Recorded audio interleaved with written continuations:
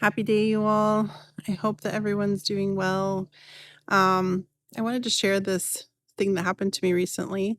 I was listening to a podcast, and the lady was talking about why, the word why, and how normally when something happens to us, whether it's something good or bad, but normally something that's bad happens, we'll usually ask and say, why?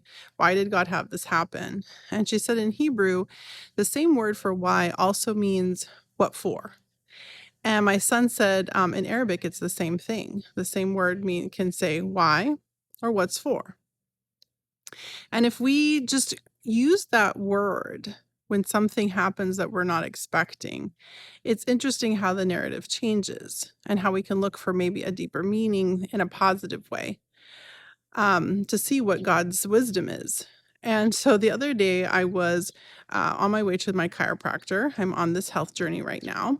And normally it takes me 13 minutes to get there. And instead, I was hitting all kinds of traffic. There was slow cars, missing lights. It was just really annoying. And I kept telling myself, just be patient, and just chalked it off to, okay, there's a lot of traffic right now. And it was a busy time of the day. I got there a few minutes late.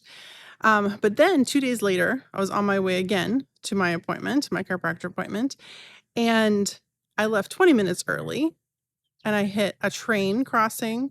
There was construction on the road.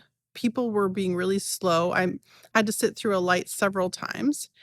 And that podcast I had listened to popped into my mind and saying, why?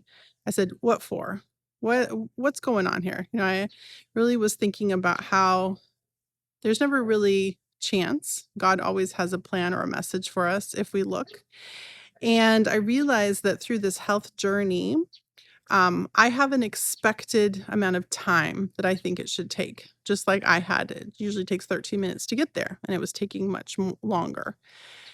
And so I sat and reflected and said, okay, so God, it sounds like you're telling me that with this health journey, there could be bumps in the road. There could be holdups.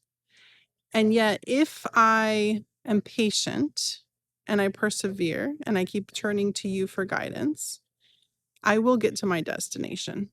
It just may not be in the expected amount of time that I think it should take.